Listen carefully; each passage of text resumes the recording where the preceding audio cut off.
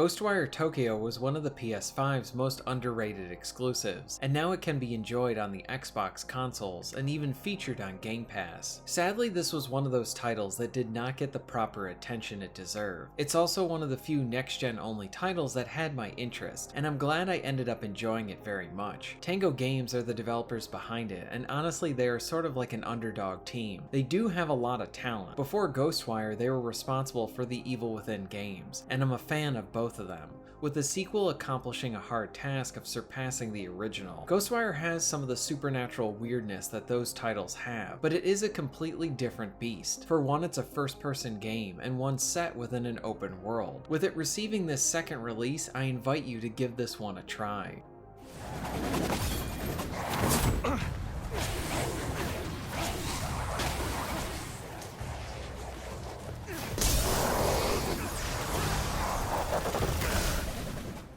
The story starts out promising with you needing to do battle with supernatural forces. The narrative has this relationship between the host and the ghost taking control of your body. The writers lean into some appreciated humor, and their relationship is honestly what keeps the story engaging. Ghostwire does look like a first-person shooter if you just took a glance at it, but once you get your hands on it, it's very much its own thing. For one, combat is slower and a bit clunkier than you would expect, and still very fun. What is familiar is the open world and its structure. After a few missions, you'll have the ability to grapple up to the top of buildings, so now you have this vertical element to the open world, and this enhances the exploration and gameplay. This game is charmingly weird.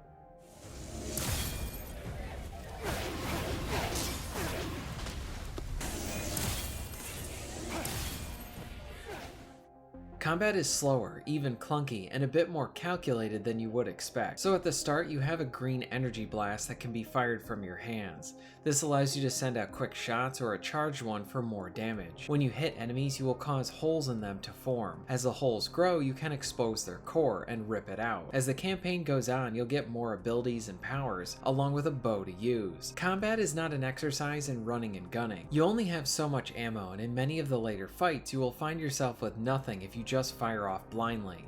You need to consider your shots, almost like a survival horror title. You conserve and use your ammo well. Learning the ins and outs of the different enemies will allow you to be more efficient, like when up against the umbrella-wielding foes. They use these as shields. Now you can destroy the umbrella, but this will eat away at your ammo. So if you try to aim for an exposed limb, like a leg, this can be a better way to target them and save on ammo. For defense, you have a block, and this can also be used for parries as well.